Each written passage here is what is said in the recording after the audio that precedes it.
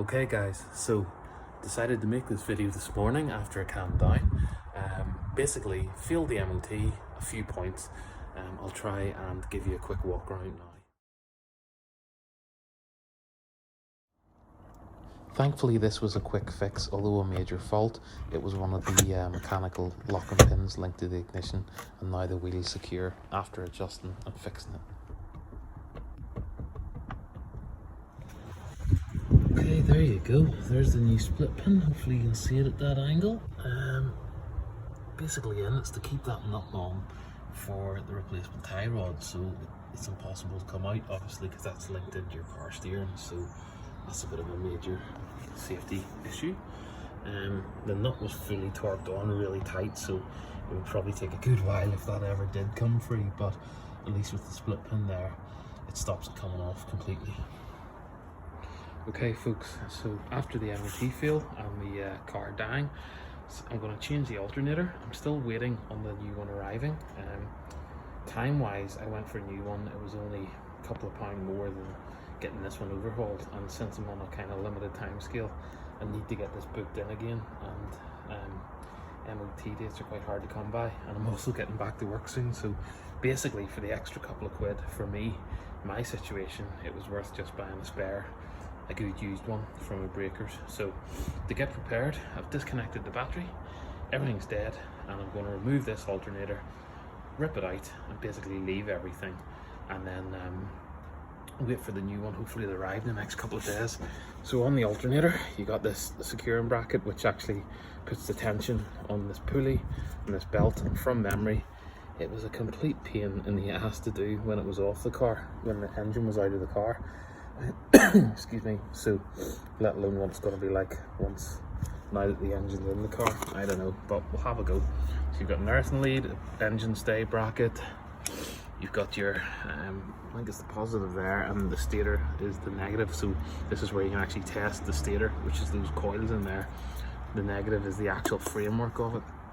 So this is the rotating bolt, so you can turn it up. What we need to do is slacken all this. This will take the pulley tension off. The belt's pretty nice and tight anyway, but we want to disconnect all the wires and lift this one out, and then that'll give us space to put the new one in, and that's it. Job done, hopefully. Okay, so there's the old alternator. I took off the cover, the air cooler cover, and I actually needed, this was the cable that came with the new one, and as you can see here, there was no quick connector. So what I did was, instead of repinning it, it was just as quick and easy to take this off with the gasket from the end cover and pull out the cable from here on the old one, and then I put it into the new one and put the cover back on. So actually you can see the cable connects in there, and then it comes out to the free end here. So what we've got is all the pulley and everything. It's a little bit complicated looking, but it's quite easy. What I managed to do was, on the new alternator, I've got a spare bolt, and what I'm doing is keeping this bracket slack. I'll tighten this bolt through first. I've got the upper bolt in to secure it in place here. So what we'll do is we'll tighten this one, and also tighten up the two brackets.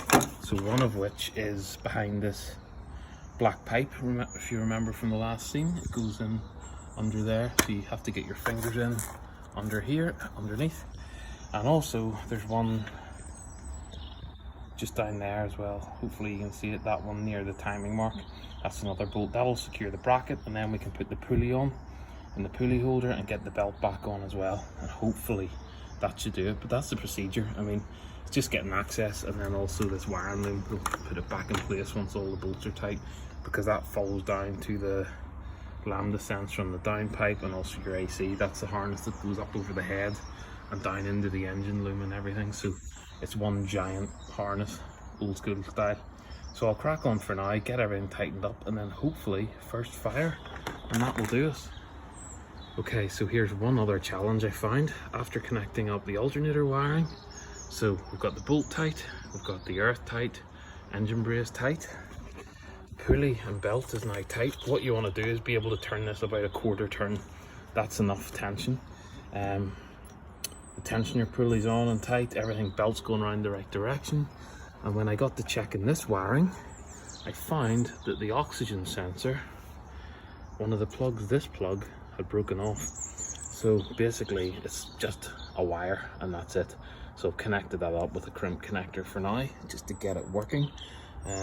Actually it's still a good fix, it's all insulated, no wires exposed so it can't earth out or anything, so it's a decent enough fix. Yeah, that's about it really. So I'll just secure this onto the bracket if it works. It's all crusty. There's the original wiring loom secure. Yep, I think that's final checks. Everything's tight.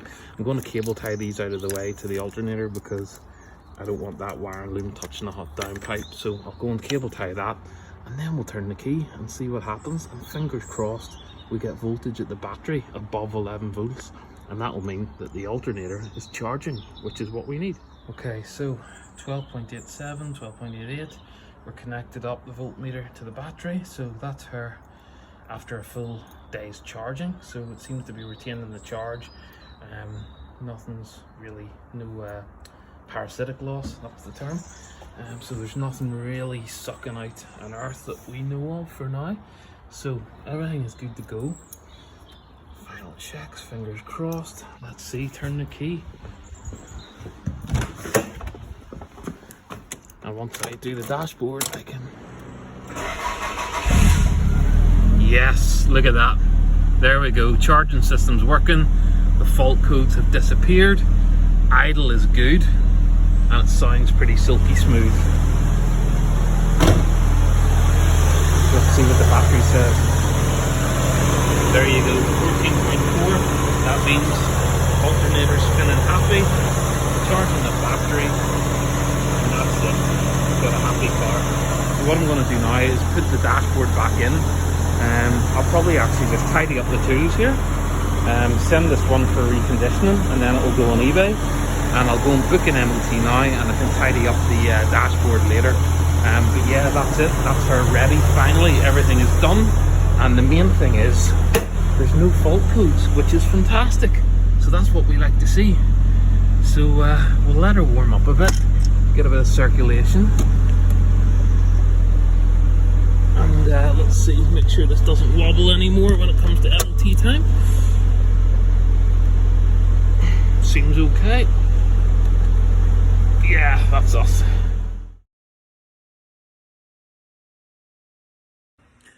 Well folks, I'm just back from the MOT and success.